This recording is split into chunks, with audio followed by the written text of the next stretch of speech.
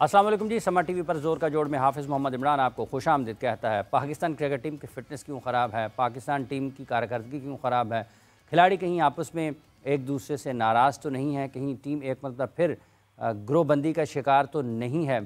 क्या Pakistan cricket team की कारकर्दगी में बेहतरी के रास्ते में रुकावट पाकिस्तान क्रिकेट बोर्ड के आला ओहदेदारान के फ़ैसले हैं? ये वो चीज़ें हैं। और न्यूजीलैंड के ख़िलाफ़ जो आखिरी T20 मैच था उसमें बाबर आज़म क्यों नहीं खेलना चाहते थे? आज इसी हवाले से हम बात करेंगे। और फिर साथ ही साथ क्या मोहसिन नकवी साहब जो कि नामज़द हुए हैं PCB के बोर्ड ऑफ गवर्नर्स में, उनके रास्ते में कोई रुकावट आ सकती है? और क्या अगर वो बन जाते हैं पाकिस्तान क्रिकेट बोर्ड के चेयरमैन तो मसाइल हल हो जाएंगे? इसी पर बात कर रहे हैं। हमारे साथ इस वक्त मौजूद हैं सीनियर स्पोर्ट्स जर्नलिस्ट जनाब सलीम खालिक साहब। अस्सलाम वालेकुम सलीम खालिक साहब। वालेकुम अस्सलाम आफिस साहब, थैंक यू, आपने इनवाइट किया मुझे अपने शो में। बहुत बहुत शुक्रिया सलीम साहब। ये बताइएगा कि क्या वाकई आप समझते हैं कि पाकिस्तान क्रिकेट टीम में एक मरतबा फिर ग्रोहबंदी है, खिलाड़ी एक दूसरे से नाराज़ हैं, दूर दूर हैं, इत्तेहाद कहीं ना कहीं ख़तरे में है? बिल्कुल आफिस साहब, मुझे तो ऐसे ही लगता है। और जिस तरह आप भी माशाल्लाह काफी सीनियर है, आपने भी ऑब्जर्व की होंगी ये चीजें, क्योंकि देखें डिवाइड एंड रूल वाला फॉर्मूला बहुत पुराना है। तो शायद वो चलाया गया और उसके बाद वो डिवाइड कर दिया गया, और अब ऐसा लगता है कि कई प्लेयर्स कैप्टनसी के पीछे लगे हैं, जिसकी वजह से जो टीम का एक मिसाली इत्तेहाद था उसके ऊपर फर्क पड़ा है। और ये चीज एक ही तरह से हल हो सकती है कि आप कैप्टन को लंबे अरसे के लिए अनाउंस कर दें, कह दें कि जी 1 साल के लिए कैप्टन है, या एटलीस्ट वर्ल्ड कप के लिए कैप्टन है, तो फिर शायद चीजें कुछ बेहतर हो। नहीं तो ये बज़ाहिर तो लगता है कि सब अच्छा है, लेकिन सब अच्छा है नहीं। काफी कुछ ऐसा लग रहा है कि पस मंजर में चल रहा होता है। ठीक। अच्छा, आपको लगता है कि ये वाक़तन इस किस्म के जो हालात हैं ये कप्तान की तब्दीली की वजह से आए हैं, या पाकिस्तान क्रिकेट बोर्ड में जो तब्दीलियाँ आई आला सतह पर उसकी वजह से ये इत्तेहाद पाकिस्तान टीम का उसमें ख़राबी पैदा हुई? देखिए, दोनों चीजें हैं। पाकिस्तान क्रिकेट बोर्ड में भी बार बार तब्दीलियां होती हैं, उससे भी मसले तो होते हैं। बज़ाहिर ऐसा लगता है कि प्लेयर्स के ऊपर इफेक्ट नहीं करता, लेकिन जाहिर है फर्क तो पड़ता होगा उनके ऊपर भी। और एक वो भी सोचते होंगे यार किससे बात करें, कल तो फला चेयरमैन साहब थे, आज फला साहब आगे, कल कोई और आ जाएंगे, किससे बात करें। कोई कहता है कि जी इतने अरसे के लिए कप्तान बनाऊंगा, तुमको दूसरा आ जाता है, वो कहता है इसको तो कप्तान बनाना ही नहीं। तीसरा आता है, उसकी कोई और सोच होती है, फर्क तो पड़ता है। और आपस में भी हैं इशूज, बज़ाहिर लगते तो हैं ऐसे।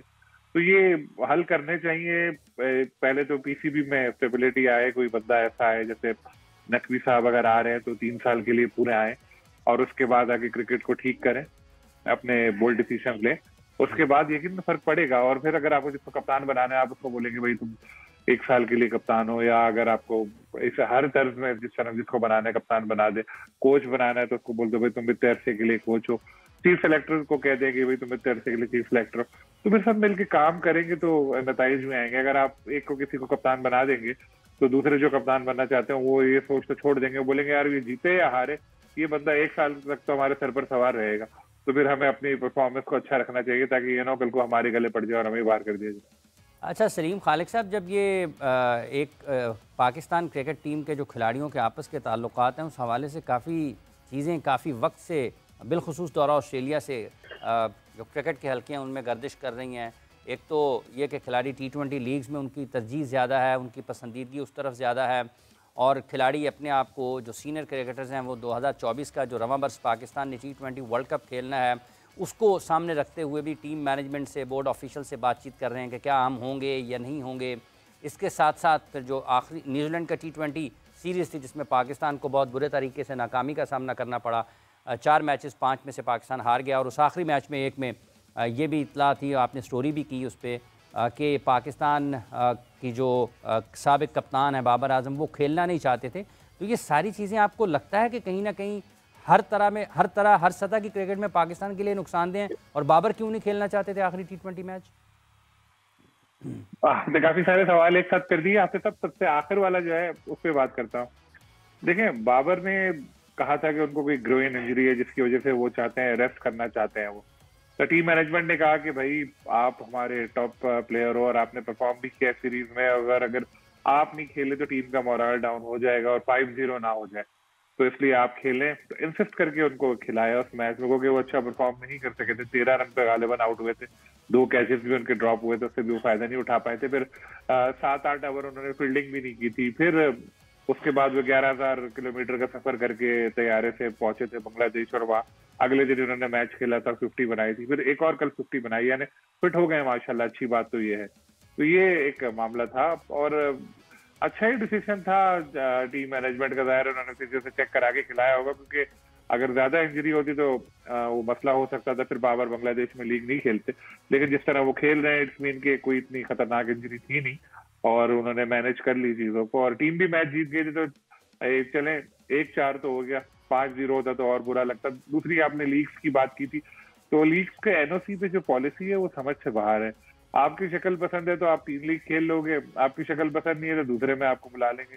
तो इस तरह के इश्यूज हैं, और प्लेयर्स जो हैं वो भी थोड़ा काबू से बाहर हो रहे हैं, जिस तरह हारिस का हुआ कि जुम्मा 8 दिन उनको हुए हैं, और आके अभी उन्होंने इस तरह की हरकतें की कि वो ट्वीट कर रहे हैं कि मैं वापस जा रहा हूँ, मुझे वापस बुला लिया, अगले साल आऊंगा। भाई तुम हो क्या, 2 मैच अभी खेले हैं और इतने आसमान पर आ गए, अपने मुल्क को, अपने बोर्ड को डिग्रेड कर रहे हो। भाई आपको नहीं मिला एनओसी, आप चलो बोर्ड को बोलो कि भाई मैं एनओसी मिलना चाहिए मुझे, और ऐसा हुआ वैसा बात करो। इस तरह से थोड़ी करते हैं कोई। क्योंकि एक बात मुझे बताएं कि पाकिस्तान में डोमेस्टिक क्रिकेट हो रही है, वहाँ हजारों नहीं तो सैकड़ों क्रिकेटर खेल रहे होते हैं।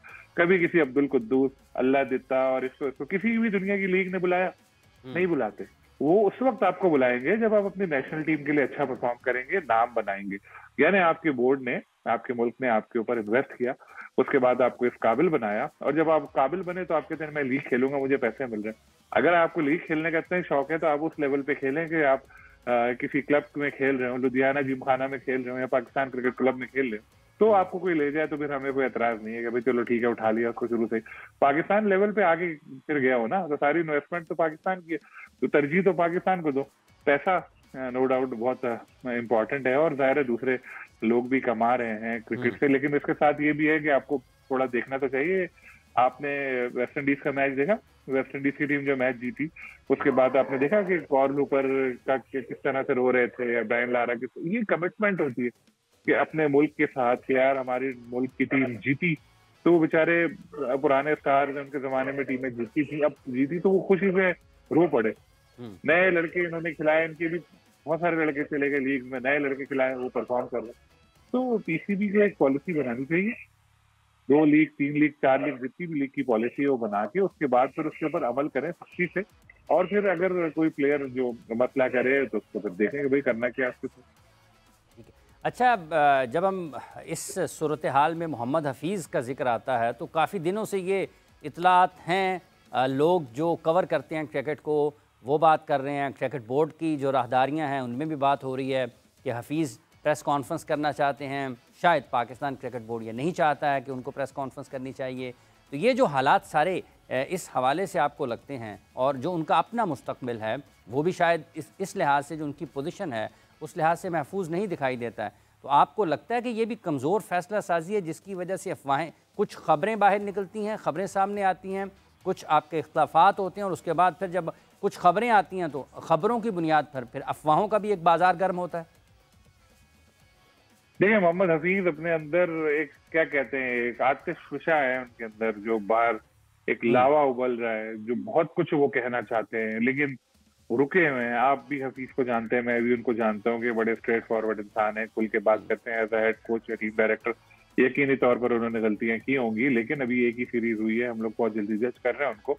लेकिन आप देखें एकदम से उनके खिलाफ सोशल मीडिया पे कैंपेन शुरू हुई, कहीं उनकी वाइफ के साथ उनकी तस्वीर शेयर कर रहा है, कोई कोई उसके साथ लिख रहा है कि भाई फ्लाइट मिस कर दी कॉफी पीते पीते, किसी ने कुछ किया। तो ये सब चीजें लग रहा है एक मुनज़्ज़म तरीके से हो रही है, जिसका हफीज ने भी इशारा किया, उन्होंने लिखा भी, ट्वीट भी की कि पेड कैंपेन मेरे खिलाफ चल रही है। तो ये एक है मसला है हफीज का, जो उनको बोलने दिया जा नहीं रहा। सुना है पीसीबी के एक ऑफिशियल है वो उनको रोक रहे हैं, और जो मेन चेयरमैन साहब है उन्होंने तो अलाउ कर दिया था शायद, क्योंकि डर यही है कि जब हफीज बोलेंगे तो खुल के बोलेंगे, और खुल के बोलेंगे तो बहुत सारी ऐसी बातें सामने आएंगी जो मैं और आप तो कर रहे हैं, लेकिन फिर किसी ऑफिशियल की जबान से सामने आएंगी, तो फिर उसके ऊपर एक स्टैंप लग जाएगी कि बातें सारी सच है, इसलिए रोक रहे हैं। लेकिन कब तक रोकेंगे, आई डाउट। जिस दिन ये चीज फाइनल हुई कि शायद हफीज अब कंटिन्यू नहीं कर सकेंगे और कोई दूसरा ढूंढ रहा है पीसीबी, वो तो आएंगे मीडिया पे। अभी भी हम्म। कितने दिन उनको रोक सकते हैं, मुझे इस चीज पे हैरत है। लेकिन अगर वो बात करना चाहते हैं तो करने दें, उनका अपना पॉइंट ऑफ व्यू है और वो क्रिकेट ठीक करना चाह रहे हैं। कुछ उन्होंने बोल्ड डिसीजन भी लिए हैं, आपने देखा होगा, जो कोई सोच भी नहीं सकता था। ओपनिंग पेयर उन्होंने बदल दिया बाबर और रिजवान का, तो उनको अगर उनके जहन में कुछ आइडिया है तो उनको करने दें अमल उस पर। लेकिन अगर आप चाह रहे हैं कि जिस तरह चल रहा है पिछले कुछ सालों से वही चलता रहे, वही प्लेयर्स पावर, वही सब कुछ हो, तो बदल दे, किसी और को ले आए। मैं फिर वो बात बोलूंगा कि हफीज कोई आइडियल कोच नहीं है, उन्होंने बहुत गलतियां भी की हैं। उनका एटीट्यूड थोड़ा अपना बेहतर बनाने की उनको जरूरत है। प्लेयर से जिस तरह बात करते हैं उसको थोड़ा ध्यान रखना चाहिए उनको, कि ये ना समझे कि बच्चे हैं, सारे स्टार प्लेयर्स हैं, अपना नाम कमा चुके हैं, उनको इज्जत देनी चाहिए, उनको तरीके से बात करनी चाहिए। फिर जो खुद डिसिप्लिन दूसरों से आप पाबंदी करवाना चाह रहे हैं वो खुद भी आपको उस पर अमल करना चाहिए। 50 ऐसी चीजें वो सब करें, लेकिन पहली सीरीज की बुनियाद पर, जिस तरह मैं ये कहता हूँ कि शाहीन को भी एक सीरीज की बुनियाद पर आप जज ना करें। बाबर भी काफी अच्छा कप्तान रहे, हारे भी, लेकिन रखा उनको कप्तान। इस तरह शाहीन को भी मौका दे और हफीज को भी, अगर उनको भी थोड़ा चांस देना चाहिए, देखना चाहिए कि क्या होता है। लेकिन लगता ऐसा है कि शायद नई टीम मैनेजमेंट, नई जो पीसीबी की मैनेजमेंट आए, वो शायद उनको बरकरार ना रखे। वहाब रियाज बड़े करीब है सुनैन नकवी साहब के, और वहाब के और हफीज के भी तो अच्छे ताल्लुकात चल नहीं रहे। तो देखते अच्छा, हैं कि होता क्या है। ये जो आपने कप्तान की बात की शुरू में भी, आप समझते हैं कि वाकई एक पहलू ये है कि अगर पाकिस्तान क्रिकेट बोर्ड कम से कम वर्ल्ड कप तक के लिए शाहीन आफरीदी को कप्तान मुकर्रर जो उन्होंने किया हुआ है, लेकिन उसका जो मुद्दत है उसका ऐलान नहीं करता, तो ये कहीं ना कहीं खिलाड़ियों के अंदर इस हवाले से चीज़ें ख़राब रहेंगी। तो आप समझते हैं कि ये ऐलान होना चाहिए कि ये वर्ल्ड कप तक यही है? 100%। देखिए, हमेशा यही होता है, कोई भी क्रिकेट बोर्ड होता है वो यही करता है कि सीरीज दर सीरीज कप्तान का ऐलान करता है। पता नहीं किसके पीछे क्या हिकमत होती है जो कि गलत है। होना ये चाहिए कि कप्तान बना रहे हैं तो उसको बना दे कि भाई ठीक है, 1 साल तक तुम कप्तान हो, उसके बाद टीम जीते हारे जो भी हो उसको रखे। उससे फिर दूसरे जो कप्तानी का ख्वाब देख रहे होते हैं वो फिर ट्रैक पे आ जाते हैं। लेकिन ये होता नहीं है। अब देखें ये नकवी साहब क्या करते हैं जब आते हैं तो। लेकिन इनको अगर मेरे से कभी बात हुई तो मैं तो उनको ये मशवरा दूंगा कि जी आप कैप्टन बनाए लंबे अरसे के लिए, और शाहीन को बनाए, और शाहीन के साथ वाइस कैप्टन भी किसी यंगस्टर को लगाए। क्योंकि अगर आपको वही रिजवान को अगर वाइस कैप्टन बनाना है तो फिर फायदा क्या शाहीन को कैप्टन बनाने का। ठीक है। ये जो मोहसिन नकवी साहब हैं, governing board Pakistan cricket board के कायम मकाम चेयरमैन, जो कि इलेक्शन कमिश्नर भी हैं, उन्होंने उसका ऐलान किया है, तश्कील दे दिया गया पाकिस्तान क्रिकेट बोर्ड का गवर्निंग बोर्ड। आपको लगता है कि कुछ रुकावट, कहीं कोई रुकावट हो सकती है और ये अब बेहतर तरीका है, इसी तरीके से आगे बढ़ना चाहिए? देखें, बज़ाहिर ऐसा लग रहा है कि रुकावट शायद अब ना आए और चीजें थोड़ी स्मूथ चले और आगे चले। अगर नजम सेठी साहब आते तो जका अशरफ साहब को उनको नहीं छेड़ना था।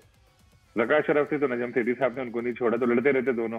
तो तीसरा आ गया है और अब वो देखते हैं कि लगता ऐसा है कि वो मुकम्मल इख्तियारात के साथ आएंगे और पूरे 3 साल के लिए आएंगे। अब कुछ ऐसा, मैंने नजम सेठी साहब के एक टेलीविजन शो की क्लिप देखी जिसमें उन्होंने थोड़ा सा ऐसा कहा था जो मुझे लगा कि शायद वो उससे खुश नहीं है, और कल कला को कोई बंदा उठ के शायद केस भी कर दे। लेकिन अब देखें होता क्या है।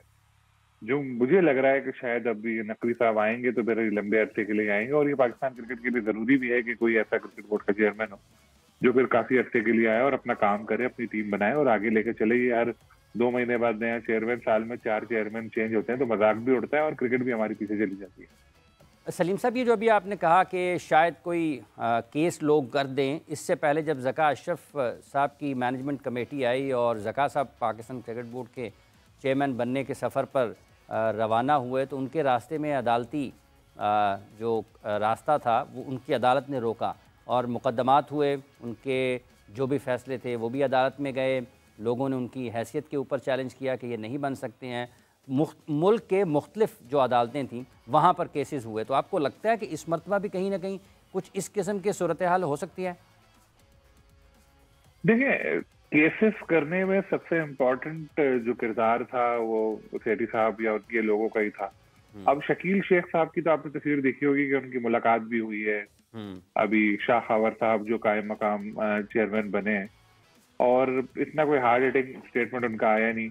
और नजम सेठी साहब ने एक इशारा दिया है, लेकिन अब पता नहीं कि उनका क्या इरादा होगा, किस तरह से करेंगे। क्योंकि अभी देखिए जनरल इलेक्शन भी होने वाले हैं। अगर जनरल इलेक्शन में नून लीग आ गई तो सेठी साहब को फिर एक आस होगी।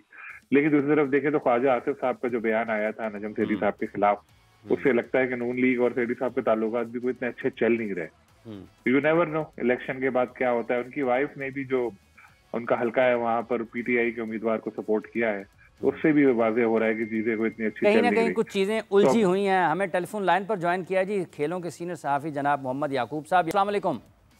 जी वालेकुम सलाम।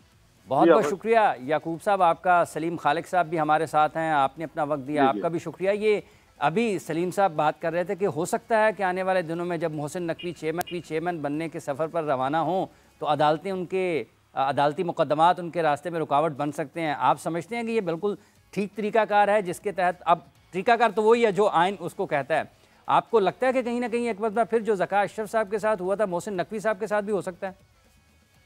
देखें ये इमरान साहब, ये कुछ भी हो सकता है। जैसे कि आप देखें पाकिस्तान में स्टेक होल्डर बहुत ज्यादा है क्रिकेट की पीसीबी आप देखा जाए ना तो रीजन्स के मसले मसाइल बड़े ज्यादा हैं, काफी लोग इंडिपेंडेंट भी इन्वॉल्व हैं। तो ये मसले मसाइल तो हो सकते हैं, कोई जा भी सकता है नहीं भी जा सकता, लेकिन सबसे ज्यादा जो कंसर्न होना चाहिए हमारा वो ये है कि क्रिकेट बोर्ड को अपने ट्रैक पर आ जाना चाहिए। देखिए 13 माह गुजर चुके हैं, पाकिस्तान क्रिकेट पर अपने ट्रैक में नहीं है और उसका असर अब इस दफा खिलाड़ियों पर भी पड़ा हुआ है। तो इस चीज को खुदारा हर खिलाड़ी भी समझता है, ये जो पीसीबी के एस्टेब्लिशमेंट है वो भी समझती है कि जो चेयरमैन आया हुआ ये तो आया 3 माह के लिए 4 माह के लिए, उसके वो उसकी इंस्ट्रक्शन को फॉलो नहीं किया जाता। इनडिसिप्लिन से चीजें हो रही हैं, खिलाड़ियों में भी हो रही हैं और एस्टेब्लिशमेंट में भी हो रही हैं। तो प्लीज इसको तो मैं कहता हूँ कि अगर कोई करना भी चाहे तो कर सकता है वो, लेकिन मैं कहता हूँ अब इसको ट्रैक पर आ जाना चाहिए। और दूसरी बात ये फिर एक गलती मुझे जो कंसर्न है वो ये है कि देखिए 8 तारीख को इलेक्शन हो रहे हैं और आप उसको पहले अगर करवाने चाह रहे हैं इलेक्शन, तो फिर ये अगला प्राइम मिनिस्टर कौन आता है, तो अगर वो प्राइम मिनिस्टर ने जैसे पीछे आपने देखा कि ज़का अशरफ को निकाला था नवाज शरीफ ने और इन्होंने निकाला था रमीज राजा सेठी को इमरान खान ने, हाँ, और ठीक है, और फिर रमीज को निकाला शहबाज ने। तो ये सारा सिस्टम जो चल रहा है अगर फिर वैसे ना हो जाए कि नया प्राइम मिनिस्टर है उसको मोहसिन नकवी या कोई भी दूसरा बंदा है उसका अगर उसको पसंद ना हो तो वो भी इसी ट्रैक पर चले और फिर टर्माइल में आ जाए, फिर कोई मैनेजिंग कमेटी बन जाए, तो ये क्रिकेट बोर्ड का अपना इतने शॉक्स नहीं लगने चाहिए जितने लग चुके हुए हैं, आगे बहुत ज्यादा लग चुके हैं। बाकी आपने जो बोर्ड ऑफ गवर्नर की बात की है तो वो शुक्र है कि ये बन गया है। अब बकौल इनके जो इलेक्शन कमिश्नर हैं वो कह रहे हैं कि सी क्लास जो सी कैटेगरी थी उन्हीं का अब रोटेशन वाइज आ रही थी, तो ठीक है अगर रोटेशन वाइज आ रही थी तो वो तो ठीक है, लेकिन मेरे ख्याल में ये बोर्ड ऑफ गवर्नर बनाने का जो तरीकाकार है ये भी बहुत ज्यादा गलत है, इसको भी रिव्यू करने की जरूरत है। इन्होंने 3 कैटेगरी बनाई है, ए बी सी। ए में अगर आपने 4 लेने हैं तो कम से कम जो ए कैटेगरी में 2 हर दफा लें, 2 ए कैटेगरी से ले लें, एक बी से लें और एक सी से लें। अब इस दफा जो बनी है वो सारे रीजन जो है ना वो सी कैटेगरी के हैं, उनके मेरे ख्याल उस तरह क्रिकेट का मेरा वो शायद इतना अच्छा इनपुट दे भी ना सके। ये लाड़काना, ये बहावलपुर, ये उतना लाहौर बाहर बैठा होगा, कराची बाहर बैठा होगा, तो ये भी एक बड़ा वीक सा लगेगा ये गवर्निंग बोर्ड भी। तो इसको भी रिव्यू करने की जरूरत है। और दूसरी बात है अगर डिपार्टमेंट को आप परफॉर्मेंस पे लेते हैं तो रीजन को क्यों नहीं लेते, रीजन को भी अपने डिपार्टमेंट। बिल्कुल यही याकूब साहब, यहीं पर सलीम खालिक साहब को शामिल करते हैं। सलीम साहब, आपको लगता है ये जो एक नुक्ता है कि अगर आप डिपार्टमेंट्स को कारकर्दगी की बुनियाद पर लेते हैं गवर्निंग बोर्ड में तो रीजन्स को भी फिर आपको कारकर्दगी की बुनियाद पर रखना चाहिए? देखें याकूब भाई ने बड़ी अच्छी बातें की, लेकिन ये जो डिपार्टमेंट की बात कर रहे हैं तो जो एक डिपार्टमेंट आया वो तो पहली बार खेल रहा है फर्स्ट क्लास क्रिकेट, तो उसको कौन सी कारकर्दगी की बुनियाद पे ले लिया?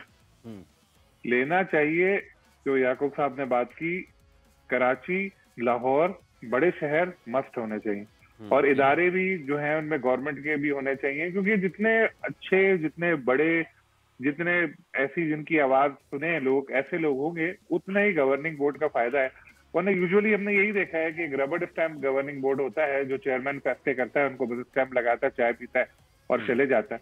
इसी वजह से वन मैन शो होता है, जो सब कहते हैं कि जी पीसीबी में वन मैन शो है। तो ये याकूब साहब बिल्कुल ठीक कह रहे हैं कि तरीकाकार चेंज करना चाहिए और गवर्निंग बोर्ड एक तगड़ा किस्म का बनाना चाहिए जिसमें ऐसे काबिल लोग आए और जिसके बाद फिर वो डिसीजन अच्छे लें और वो चेयरमैन की आंखों में आंखें डालकर भी कह सके कि जी ये फैसला आपका अच्छा नहीं, हम इस पे एतराज करते हैं। तभी क्रिकेट बेहतर होगी, नहीं तो फिर इसी तरह वन मैन शो चलता रहेगा। याकूब साहब, अभी कुछ देर पहले हम बात कर रहे थे कि टीम में इत्तेहाद भी शायद उतना नहीं है और पाकिस्तान टीम के फिजिकल फिटनेस का भी बुरा हाल है। आपको लगता है कि ये सारे के सारे और पाकिस्तान की टीम के खिलाड़ी एक दूसरे के साथ उतने ज़्यादा अच्छे ताल्लुकात नहीं रखते हैं, जो कि खेल के जो पाकिस्तान की कारकर्दगी है उस पर भी असरअंदाज हो रही है नताइज पर? तो आपको लगता है वाकई टीम एक मरतबा फिर कहीं ना कहीं ग्रुपिंग, ग्रोहबंदी का शिकार है? हाँ, मैं मेरे जो खबरें आ रही हैं वो यही आ रही है कि जब ये बाबर आजम को चेंज किया गया तो कुछ लोगों का ये पसंद नहीं आया था फैसला। और जैसे वो एक स्कैंडल चला था वो साया कारपोरेशन का, तो साया कारपोरेशन के अंदर जो लोग काम कर रहे थे, अंदर जो खिलाड़ी थे, उनका एक अपना यूनिट बना हुआ था। तो जब उस यूनिट से बाहर कुछ पावर गई है तो वो एक कंसर्न सा इशू रेज हो जाता है। वही रेज हुआ कंसर्न एक दूसरे प्लेयरों को एक दूसरे के खिलाफ, तो उसने इंडिसिप्लिन भी किया हुआ है टीम को। और ये चीज हुई इसलिए है कि एक परमानेंट रेगुलर चेयरमैन नहीं था। हर बंदा ये सोच रहा होगा कि यार इसने तो अभी चला जाना, 3 महीने बाद 4 महीने बाद चला जाना, इसकी ना मानो देखी जाएगी, बाद में देख लेंगे। तो ये चीज है, ये क्रिकेट बोर्ड को एक रेगुलर चेयरमैन चाहिए, बहुत जरूरी है, हर वक्त इसका होना चाहिए। ये जो प्राइम मिनिस्टर के चेंज होने से ये जो पोस्ट जो है ना खतरे में आ जाती है ना, इसका कोई हल निकालना चाहिए। और इसका हल ये बेहतर हल यही है कि इस पोस्ट को वापस प्रेसिडेंट को दे देना चाहिए, क्योंकि प्रेसिडेंट एक ऐसा होता है जो 5 साल अपने पूरे करता है। 5 साल रहता है। ठीक है, ठीक है। अच्छा सलीम खालिक साहब, सेठी साहब को कोई दोबारा आ जाना चाहिए था जिस तरह से गए हैं, आपकी क्या राय है? देखिए, सेठी साहब काम करते चले आए हैं पहले, और अभी भी उन्होंने कोशिश काफी की थी आने की, लेकिन वो हो नहीं सका। अब जैसे याकूब साहब ने एक बात बोली है, मैं उसको आगे बढ़ाता हूँ कि इलेक्शन होने वाला है, जनरल इलेक्शन, तो थोड़ा सा इंतजार कर लेना चाहिए। और इलेक्शन कमिश्नर के पास टाइम तो है, वो रह सकते हैं कुछ अर्से तक, तो उनको चाहिए वो एज अ चेयरमैन रहें और डे टू डे अफेयर अपना चलाएं, क्योंकि असल काम तो पीछे की टीम कर रही होती है ना। उसके बाद जब जनरल इलेक्शन हो जाए, मुंतखब गवर्नमेंट आ जाए, उसके बाद फिर बनाने दें, फिर कराएं इलेक्शन, ताकि अगर वजीर आजम नए जो आए वो अगर चाहें कि वो गवर्निंग बोर्ड में अपने जो ये नॉमिनेशन है उनको चेंज करना चाहें या बरकरार रखना चाहें, तो फिर एतराज ही नहीं होगा। वरना वही बात ना हो जो याकूब साहब ने अभी कहा, मुझे भी वही खतरा है कि जी अभी ये हो जाए, उसके बाद फिर गवर्नमेंट चेंज हो, तब तक सेठी साहब के ताल्लुकात नून लीग से अच्छे हो जाएं। और कहा जा रहा है नून लीग की गवर्नमेंट आ रही है या जिसकी भी आई, पीपल्स पार्टी की आई, जगह साहब दोबारा आ गए, जो भी आ गए, तो फिर वो दोबारा बोर्ड में चेंज ना आ जाए। तो ये करना चाहिए, थोड़ा सब्र कर लें तो अच्छा है, तो फिर चाहे सेठी साहब आए या जो भी आए। ठीक है, बहुत बहुत शुक्रिया आपका याकूब साहब, बहुत बहुत शुक्रिया सलीम खालिक साहब, आपने वक्त दिया। नाज़रीन करम, गुफ्तगू आपने सुनी है पाकिस्तान के 2 सीनियर सहाफ़ियों की, जो कि दहाइयों से खेलों को कवर कर रहे हैं, क्रिकेट को बिलखसूस कवर कर रहे हैं। उनके मुताबिक पाकिस्तान क्रिकेट टीम में इस वक्त इत्तेहाद मिसाली नहीं है। इसको ठीक करना किसी भी चेयरमैन के लिए सबसे बड़ा हदफ और सबसे बड़ा मसला होगा। यहाँ पर हम ले रहे हैं एक वक्फ़ा, वक्फ़े के बाद आएंगे और फिर पाकिस्तान में डेविस कप खेलने के लिए इंडिया के खिलाड़ी आए हुए हैं, उस पर आपसे बात करेंगे।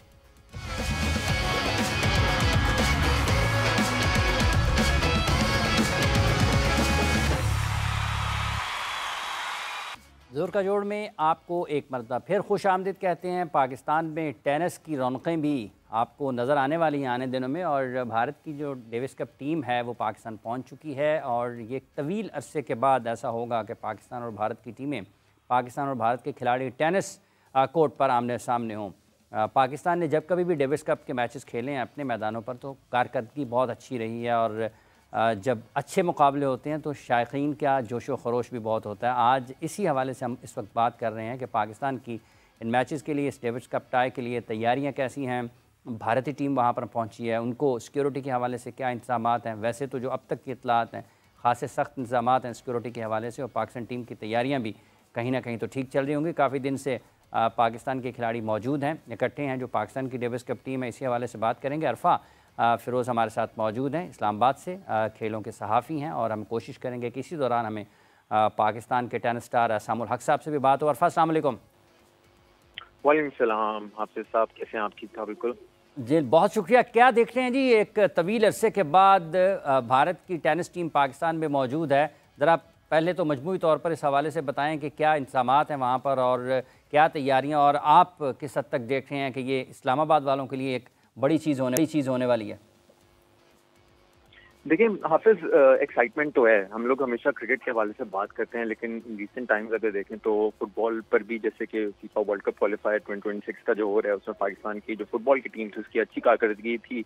शायकीन जो फुटबॉल थे उनका एक जोशो खरोश उसमें नजर आया। अब जैसे टेनिस के पाकिस्तान की जो परफॉर्मेंस है वो काफी अच्छी रही थी। रिसेंटली इंडोनेशिया और लिथुआनिया को अच्छे मार्जिन से जो है वो हराया था। तो अब भारत के खिलाफ जाहिर सी बात है एक बहुत बड़ा एक तारीखी किस्म का ये एक डेविस कप का टाई होने वाला है। हमने 60 साल जो है वो इंतजार किया कि भारत यहाँ आएगा और फिर पाकिस्तान आगे खेलेगा, तो उसकी एक्साइटमेंट तो बहुत ज्यादा है। उसकी जो पीटीएफ के जो ऑफिसर्स हैं उनसे भी जब मैंने बात की तो वो नजर आती थी इनसे बात करते हुए कि वो चाहते थे कि भारत आए, क्योंकि ये अभी पिछले कुछ हफ्ते से यही कश्मकश चल रही थी कि क्या भारत आता है या नहीं आता। लेकिन अब चूंकि आईटीएस ने भी जो है अपना फैसला सुना दिया था, जो पाकिस्तान में सिक्योरिटी एजेंसीज और एवरीथिंग जो भी सिक्योरिटी प्रोटोकॉल्स वो पूरे थे, तो भारत को यहाँ आना बनता था। और फिर वीजा भी जो है वो ग्रांट कर दिए थे पाकिस्तान हाई कमीशन ने।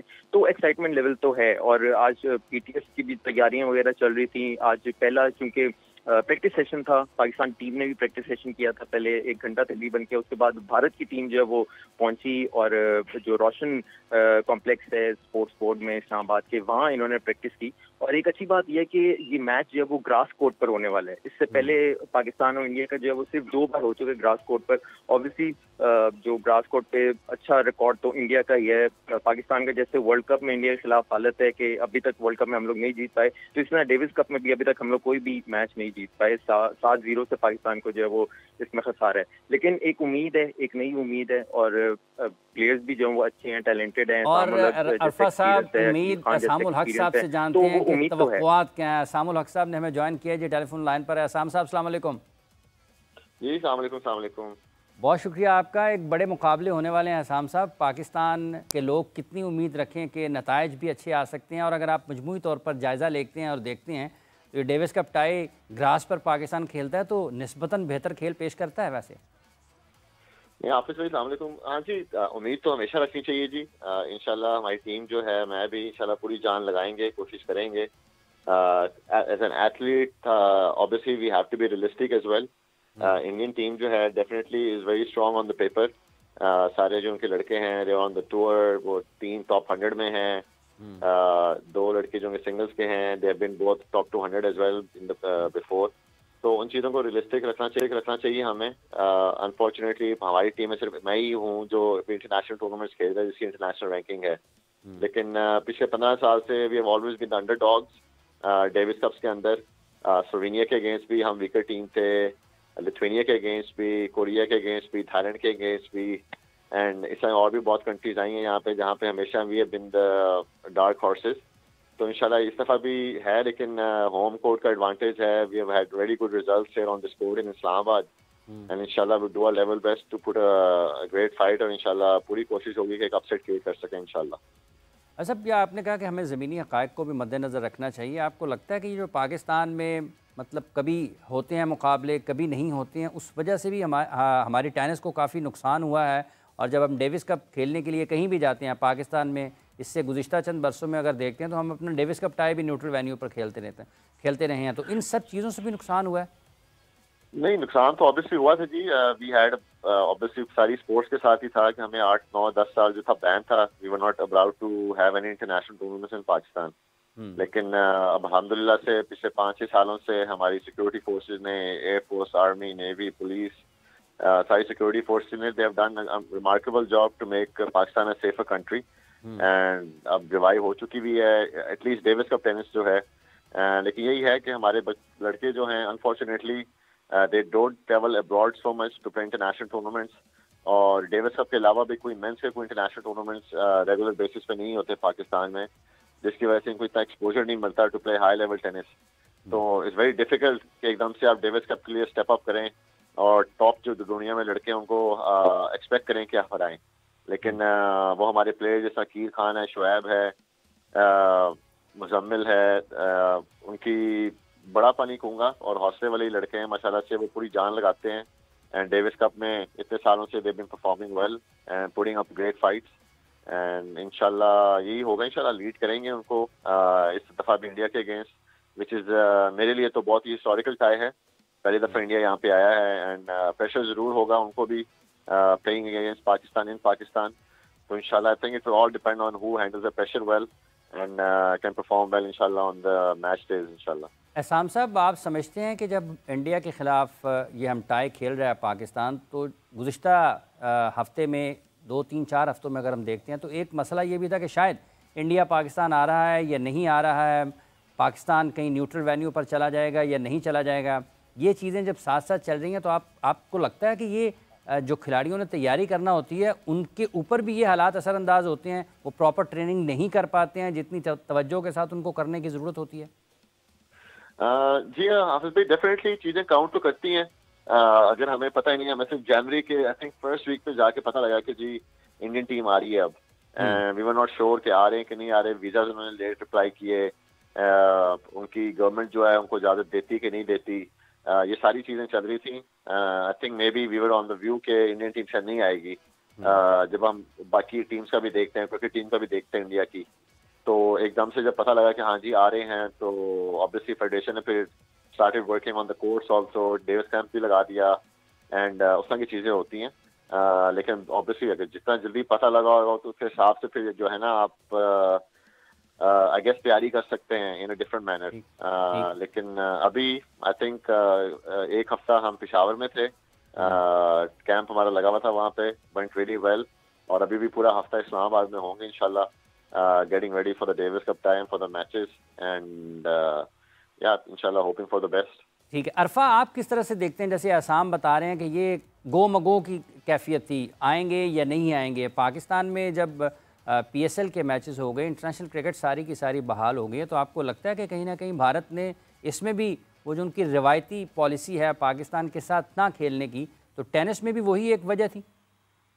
देखिए पर्सनली मैं ये समझता हूँ, जो मैं सिनेरियो देख रहा था, जो मैं फॉलो कर रहा था, क्योंकि मैं ऑल इंडिया टेनिस एसोसिएशन जो उनके ऑफिसर्स हैं उनके साथ भी कनेक्ट था इन लम्हात में, मुझे नहीं लग रहा था कि उनके पास कोई जवाब नहीं है ना करने का। उन्होंने आने ही था, जो आईटा थे उनकी तरफ से पॉजिटिव ही हमें नजर आता था। इवन के जब ये वीज़ा भी इश्यूज नहीं हुए थे तो तब मेरी आईटा ऑफिसर्स के साथ जो वो बातचीत हो रही थी, उन्होंने ये कहा था कि हमें जो स्पोर्ट्स मिनिस्ट्री है उनकी तरफ से हमें जो वो गो अहेड मिला हुआ है, बस ये वीज़ा जारी होने हैं और वीज़ा हमें जारी होंगे तो हम लोग आएंगे, क्योंकि उनके पास कोई वजह बचती नहीं थी। तो सिर्फ मुझे जो लगता है कि सिर्फ ये क्रिकेट के मामले पर होता है कि क्रिकेट के मामले पर इंडिया जो है वो पाकिस्तान के साथ नहीं राब्ता रखना चाहता, कुछ ना कुछ एक नया तरीका निकाल लेते हैं। और अब आगे जैसे चैंपियंस ट्रॉफी 2025 में आ रही है, उसमें भी कुछ ना कुछ जरूर होगा। एशिया कप में भी हमने रिसेंटली देखा, लेकिन बाकी गेम्स में कोई वजह बनती नहीं है। और मुझे हाई स्पिरिट में आज भी लगे, जो मैंने नोटिस किया, जो भारतीय खिलाड़ी भी आज जो आए हुए थे, प्रैक्टिस कर रहे थे, जो ऑफिसर्स भी थे, बहुत रिलैक्स थे, उनको सिक्योरिटी भी बहुत ही बेहतरीन किस्म की पाकिस्तानी खिलाड़ी हाई स्पिरिट में आपको लगे हैं अरफा या नहीं लगे हैं?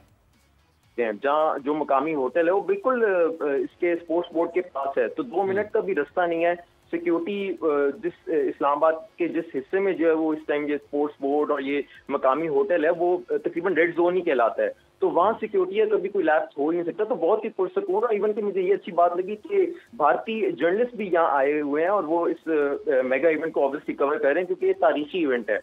तो तारीखी इवेंट। अच्छा अरफा, मैं ये आपकी मौजूदगी का फ़ायदा उठाना चाहता हूँ, ये लगता है कि थोड़ा सा हटना चाहता हूँ। एहसान साहब, आपने अपना वक्त दिया है, आपका बहुत बहुत शुक्रिया, आपने अपने ख्यालात का इज़हार किया। हम आने वाले दिनों में भी जैसे जैसे ये डेविस कप की जो टाई है इसमें चीज़ें आगे बढ़ती जाएंगी, आपसे बात रहेंगे। अरफा साहब, ये जो मोहम्मद हफीज़ वाला मामला है, इस पर क्या खबर है?